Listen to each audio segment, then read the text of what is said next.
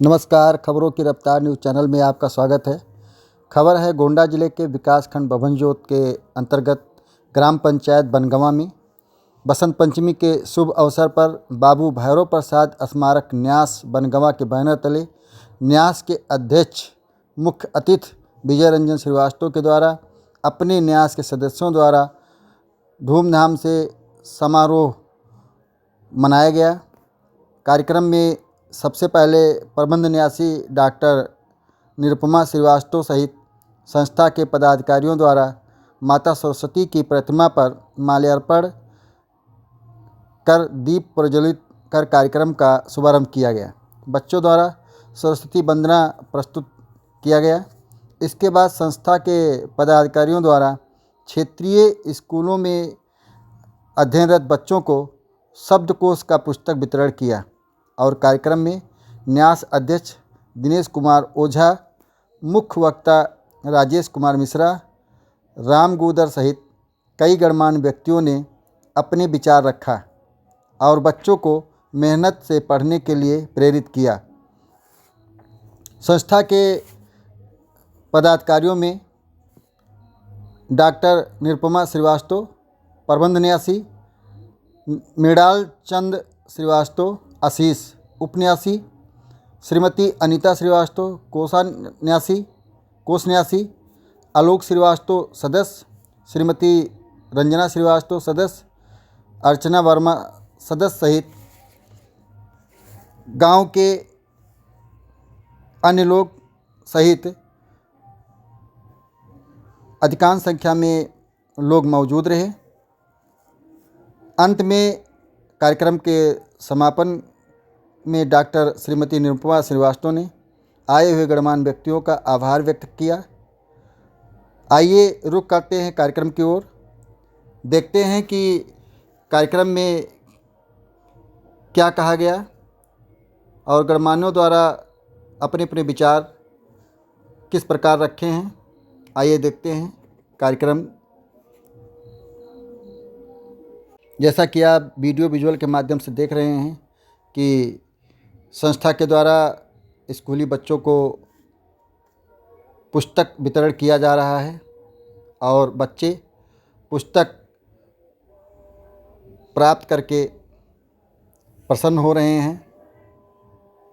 संस्था के द्वारा बच्चों को उत्तम शिक्षा प्राप्त करने के लिए प्रेरित किया।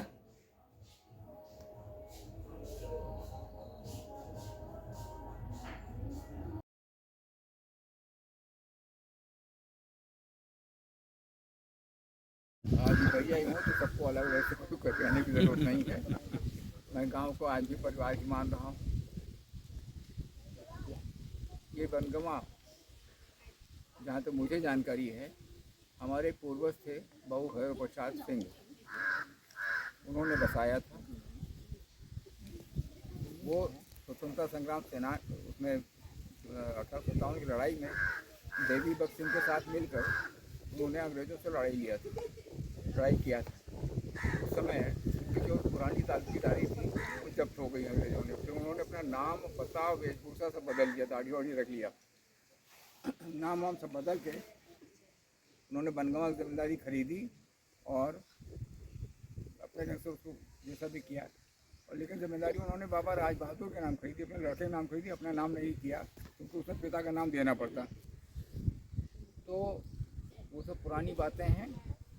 इतिहास बताना इसलिए ज़रूरी है कि आज 23 जनवरी है। इसके पहले 23 जनवरी खुद बता रही है कि कभी 22 भी रहा होगा, 21 भी रहा होगा, तब आज 23 है। मेरा कहने का आशय सिर्फ ये है कि पूर्वजों के बल पर ही हम लोग हैं आज, और पूर्वजों के नाम को अक्षुण्ण रखने के लिए उनका नाम बना रहे, इसीलिए मैंने बाबू भैरव प्रसाद स्मारक ट्रस्ट बनाया। अपनी पैतृक संपत्ति जो भी मेरे पास थी, मुझको मिली, तो मैंने उसमें ट्रस्ट में विहित कर दिया है। ये ट्रस्ट बने हुए कई वर्ष हो गए। मैं चूँकि स्वस्थ नहीं हूँ, हार्ट के बीमार हूँ, रोगी हूँ, तो मैं ज़्यादा काम नहीं कर सका। हमने कहा कि इसी बहाने एक पुस्तक वितरण का कार्यक्रम आयोजित किया जाए। पुस्तक वितरण में भी कौन सी पुस्तक पाठ्य पुस्तकें तो सरकार दे देती है बच्चों को, तो हमने कहा ऐसी पुस्तक दी जाए जो इनके हमेशा काम आए। और इसीलिए मैं ये शब्दकोश लेके आया हूँ। इन बच्चों को शब्दकोश दिया जाए जिससे ये हमेशा इनके काम आए। 8वें से ऊपर के 8वें से नीचे वालों के बच्चों को ये शब्दकोश की कोई महत्ता नहीं होगी। वो इसको या तो कागज़ के नाव बना के खेल डालेंगे या चूहा कटा देंगे। तो इसीलिए हम high school, inter, BA, BSc के बच्चों को जो सूची हमको मिल पाई है, लोगों ने बताया, उसके आधार पर हमने तैयार किया है और ये पुस्तकें लेके आया हूँ। अब समय बदल गया है। इस न्यास के मतलब ये नहीं है कि मैं कोई जिम्मेदारी वापस लाने की कोशिश करूँगा, ना मुझे प्रधान ही लड़ना है। मैं प्रधान रह चुका हूँ।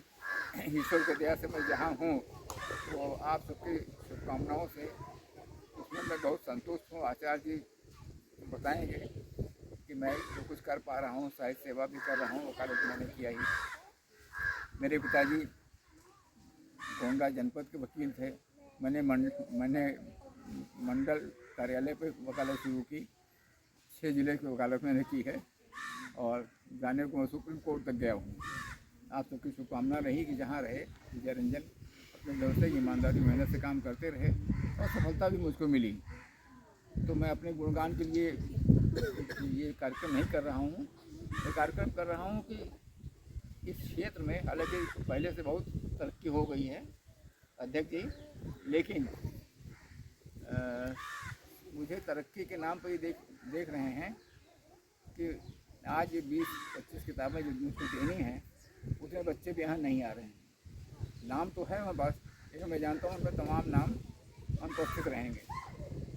तो कहने का मतलब है कि हमारी जो शैक्षिक प्रगति होनी चाहिए वो नहीं है। संस्कृत उसके बाद आती है। सांस्कृतिक प्रगति तो और होने हैं। इतने बड़े गांव में जहाँ 20 लड़के स्नातक हो चुके हैं, वहाँ कोई सरस्वती वंदना कहने वाला नहीं है। ये एक बहुत बड़ी कमी है। तो हम संस्कृत और शैक्षिक जो क्षेत्र में पिछड़े हुए हैं उसको आगे बढ़ाने के लिए ये न्यास हमने बनाया है। ये कार्यक्रम जो कर रहे हैं उसी न्यास के अंतर्गत कर रहे हैं कि और इसीलिए शैक्षिक कार्यक्रम हम कर रहे हैं कि पुस्तक वितरण किया जाए। पुस्तक वितरण में जितने बच्चे यहाँ जो भी हैं, मैं अगर कहूँ कि इंटेलिजेंस शब्द की स्पेलिंग क्या है बता पाओगी? कौन इंटेलिजेंस शब्द की स्पेलिंग कोई बता पाएगा? नहीं बता पाएगा। शब्दकोश क्या होता है, हम बताइए इंटेलिजेंस शब्द की।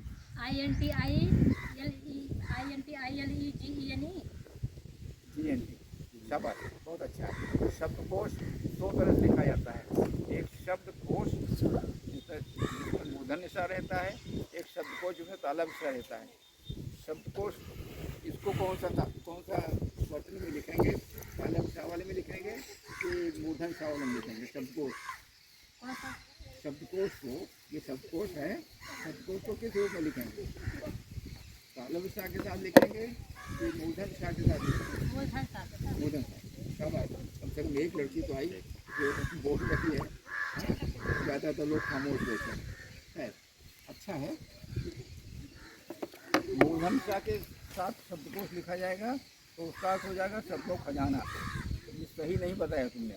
शब्दकोश जिसको डिक्शनरी कहते हैं उसमें तालव्य सा वाला होना चाहिए। ये अंतर है। तो इसी अंतर को मिटाने के लिए शब्दकोश जब आपके पास रहेगा तो आप उसको जानना चाहेंगे और जान सकते हैं कि शब्दकोश जो सही ढंग से कैसे लिखा जाए। शब्दकोश की यही महत्ता है।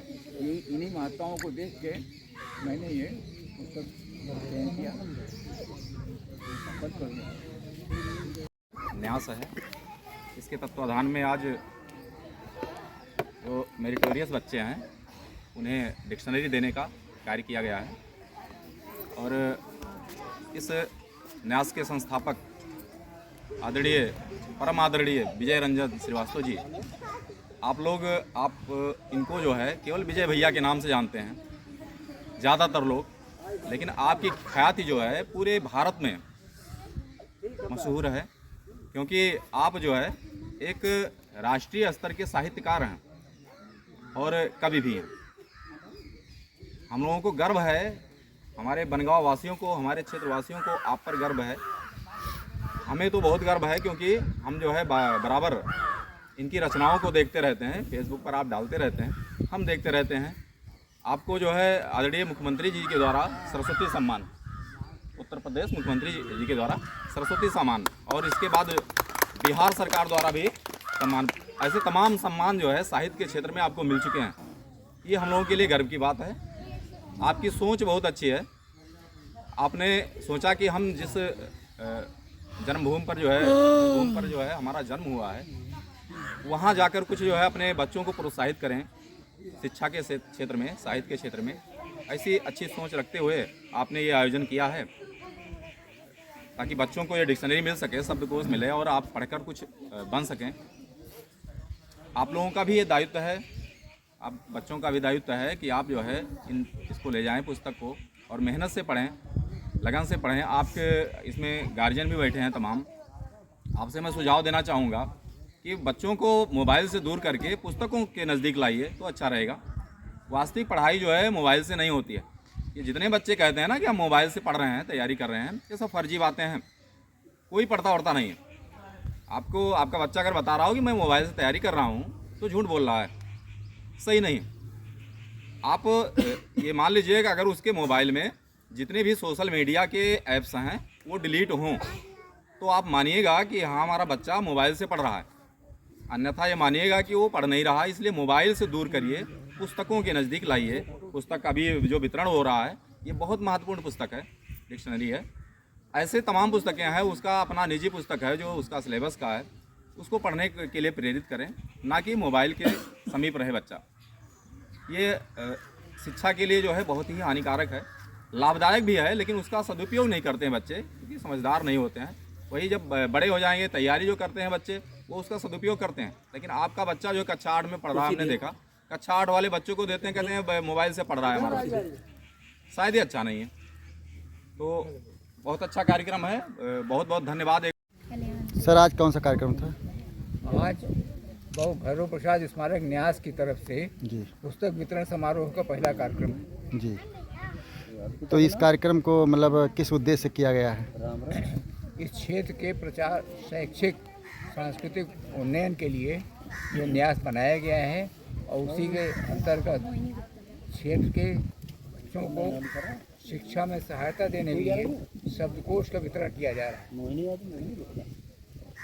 सर ये आप जैसे बताया गया कि कवि भी हैं, जी, तो कुछ उसके बारे में बताएंगे अपना अनुभव, कौन कौन से कृतियाँ लिखे हैं, कैसे क्या है? मेरी करीब 14 किताबें प्रकाशित हो चुकी हैं, जिनमें एक भारतीय राष्ट्रवाद का कथा भी है। मैं भारतीयता पे काम कर रहा हूँ। क्या है भारत, क्या है भारतीयता भी मेरी पुस्तक आ चुकी है। एक नई पुस्तक आ रही है, भारतीयता एक विशेष विमर्श।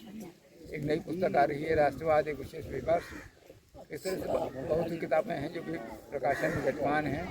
कुल मिला के 6 दर्जन किताबें मेरी हैं जो या तो लिखी जा चुकी हैं, प्रकाशित हैं 1 दर्जन, और बाकी जो है प्रणयन गतिमान है उनका। तो कविता के बारे में, कविता हमने गोंडा में जब DPN का विद्यार्थी था, गांधी विद्या मंदिर का, 1965 से कविता लिख रहा था और वो भी एक है। लेकिन आजकल मैं पिछले कहना चाहिए कि 2009 के बाद कविता के बाद मैंने समालोचना को अपनाया है। कहानियाँ, कविताएं, करीब 500 से अधिक रचनाएं मेरी प्रकाशित हो चुकी हैं। और इसके अलावा किताब जो मेरे अभिलेख छपते रहते हैं, अक्षरा, वीणा, मानस भारती जैसी पत्रिकाओं में मेरे लेख बराबर आते रहते हैं। अभी लिखता पढ़ता रहता हूँ। स्वस्थ नहीं हूँ, हाँ हृदय का रोगी हूँ, लेकिन इसके बावजूद जो कुछ कर पाता हूँ साहित्य साधना कर रहा हूँ। मेरी पुस्तक साहित्य पे भी कई किताबें आई हैं और एक पुस्तक आ रही है, साहित्य एक विशेष विमर्श, साहित्य एक विशेष प्रत्यय, और किताब आ रही है साहित्य का धर्म और साहित्य का दर्शन। तो इस तरह किताबें मैं दे रहा हूँ, लोग उसका स्वागत करते हैं। मुझे तमाम लोगों को शुभकामनाएं, समीक्षाएं मिल जाती हैं। मेरे ऊपर भी 2-3 किताबें लिखी जा चुकी हैं। इसी तरह कुछ राम काज कुछ मोड़ नहीं हो रहा, इसी में दिन व्यतीत हो जाता है। कर पा रहा हूँ, कर रहा हूँ। कैसे आपके मन में आया कि हम अपने गांव में चल के और बच्चों को किताब दिया जाए? इस गांव में मैं प्रधान भी रह चुका हूँ। मुझे यहाँ के एक कण कण से मेरा गहरा परिचय रहा है। मैंने देखा कि यहाँ प्रगति तो हो रही है, विकास हो रहा है, सरकार भी करा रही है, सोना पानी टंकी बन रहे हैं और तमाम नए नए मकान दिख रहे हैं। लेकिन अभी जैसे मैंने थोड़ी देर पहले कहा था, यहाँ के शैक्षिक और सांस्कृतिक विकास के लिए बहुत बड़ी कमी मुझको नज़र आई। तो मैंने कहा इस कमी को पूरा करना भी हम ही लोगों का दायित्व है, हमारी पीढ़ी का ही दायित्व है। ये दुर्योग है कि हमारे अपने परिवार के लोग सब बहुत दूर दूर बसे हुए हैं और गांव वालों में वो चेतनता भी नहीं है कि जो सांस्कृतिक शैक्षिक उन्नयन के लिए होना चाहिए ना। तो इस पर चेतनता जगाने की कोशिश कर रहा हूँ इस माध्यम से। कितना सफल होता हूँ ये समय बताएगा। जैसे कि आज के ज़माने में बच्चे मोबाइल से ज़्यादा ताल्लुक़ रखते हैं, किताबों से कम रखते हैं, इसके बारे में क्या कहेंगे? देखिए, किताबों की ज़रूरत तो किताबों का महत्व कभी ख़त्म होने वाला नहीं। मोबाइल से ताल्लुक़ रखते हैं, लेकिन यही बच्चे जब कहीं कंपटीशन देने जाएंगे, मोबाइल में बहुत सतही जानकारी होती है। जब कंपटीशन देने जाएंगे तो वहाँ प्रतियोगिता होती, कंपटीशन माने प्रतियोगिता होता है, वहाँ ज़्यादा नंबर जिसको मिलेंगे वो चयनित होगा। ज़्यादा नंबर के लिए आपको ज्ञान जब ज़्यादा होगा तब करना पड़ेगा, और ज़्यादा ज्ञान के लिए आपको पढ़ना पड़ेगा किताबें पढ़ते समय आपके आँखें, आपके दिमाग, और अगर कहीं आपने पढ़ने के बाद उसको लिखा भी कहीं किताबें पढ़ने के बाद, तो आपको लेखन यानी आपका हाथ भी उसी से सक्रिय हो जाएगा। मोबाइल में सिर्फ आपकी आँखें देखती हैं, और देखना और जिसको दर्शन करना कहते हैं, दोनों में अंतर होता है। तो मोबाइल से आप देख तो सकते हैं लेकिन समझ नहीं सकते। ज्ञान का अर्थ नॉलेज भी होता है, ज्ञान का अर्थ लर्निंग भी होता है, ज्ञान का अर्थ कॉग्निशन भी होता है, बोध। तो जो बोध वाला ज्ञान है वो आपको मोबाइल से कभी नहीं मिलेगा। इसलिए मोबाइल अपनी जगह है, मोबाइल का उपयोग हम कर सकते हैं ज्ञान बढ़ाने के लिए, बोध को बढ़ाने के लिए, लेकिन ज्ञान जो है बोध वाले रूप में मोबाइल से पर्याप्त नहीं होगा। और जैसा कि आप अभी कहे हैं, आपके अध्यक्ष जी कहे हैं कि यहाँ विद्यालय आपके माध्यम से खुलेगा, तो कौन सा विद्यालय खुलेगा? महाविद्यालय खोलने के प्रयास है, योजना वही है, महाविद्यालय खोलेंगे। हमने एक न्यास बनाया है, अभी 25 ज़मीनें हम लोग उसी न्यास में भेद कर दी। इस समय आप कहाँ रहते हैं सर? इस समय फैजाबाद में वकालत कर रहा हूँ, फैजाबाद ही रह रहा हूँ, आता जाता रहता हूँ। तो गाँव अपना है, खेती बाड़ी भी हो रही है थोड़ी बहुत, जो भी है, और आता जाता रहता हूँ। कम आ पा रहा हूँ, ये दूसरी बात। तो इसमें आप जो है कुछ पुरस्कार भी पाए हैं? मुझे कई पुरस्कार करताओं मिल में। गए हैं पूरे देश से। जी। मध्य प्रदेश को उज्जैन से भी मिला हुआ है, ऑनरेरी डिग्री भी मिली हुई है डॉक्टर की भागलपुर से, और 2 किताबें मेरे ऊपर लिखी जा चुकी हैं। तीसरी पत्रिका पूर्व वहाँ गोंडा की है पूर्वापर, उसमें भी मेरे ऊपर 1 अंक उन्होंने दिया है। पुरस्कार मुझे उत्तर प्रदेश हिंदी संस्थान से माननीय अखिलेश जी ने सरस्वती सम्मान दिया था 2014 में। इसके बाद 2018 में हमको साहित्य भूषण सम्मान मिला। 2016 का था जो हमको मिला 2018 में, तो 2014 वाला 2015 में मिला था। माननीय योगी जी ने दिया था साहित्य भूषण। इसके अलावा अभी बिहार हिंदी साहित्य सम्मेलन से पिछले वर्ष मुझको सम्मान दिया गया है। मध्य प्रदेश से उज्जैन से मिल चुका है श्रीनाथ द्वारा, राजस्थान में, वहाँ साहित्य सेवा मंडल का बहुत बड़ा कार्यालय है, बहुत बड़ा आयोजन करते हैं। श्रीनाथ द्वारा साहित्य सम्मेलन से भी हमको सम्मानित किया जा चुका है। करीब 40-40 सम्मान मुझको मिल चुके हैं। सर क्या नाम है आपका? मेरा नाम विजय रंजन। धन्यवाद।